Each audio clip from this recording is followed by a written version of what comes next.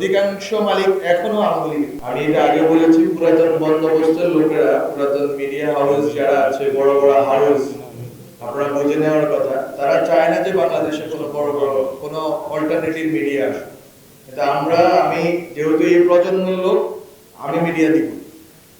আমি যদি কালকেও আমাকে সরে যেতে হয় রিপোর্টের কারণে, আপনাদের বিভিন্ন উদ্যোগের কারণে, তারপরে আমি একদিন থাকলেও আমি মিডিয়া দেওয়ার চেষ্টা করে যাব।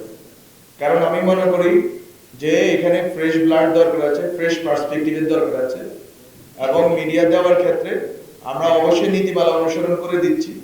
বিভিন্নভাবে এটাকে ফ্রেমিং এর চেষ্টা করা হয়েছে, কিন্তু আসলে কোনো ফ্রেমিং এ কাজে লাগতেছে না। কারণ মানুষ দেখতে পারতেছে যে অল্টারনেটিভ মিডিয়া ছাড়া যে বাকশালী যে ইকোসিস্টেম আছে, আমি এখানে কাউকে বলতেছি না যে বাকশালী ইকোসিস্টেমের অধীনে, আপনারা সাংবাদিকরা অবশ্যই জুলাইয়ের শক্তি হিসেবে আমি মনে করি, কিন্তু মালিক পক্ষ থেকে শুরু করে অনেকেই লুকিয়ে আছে। এবং যখন আমরা মালিকানার ক্ষেত্রে যাই, মালিকানার ফাইলগুলো দেখি, অধিকাংশ মালিক এখনো আওয়ামী লীগের। এখনো আওয়ামী লীগের মালিকানাও পরিবর্তন করা হয়নি। ওনারা বিদেশ থেকে বসে বসে এখনো এখানে টেলিভিশন চ্যানেলে যে আয় হয় সেটা থেকে ওনারা পাচ্ছেন, পত্রিকা অফিস থেকে যেটা হয় সেটা পাচ্ছেন।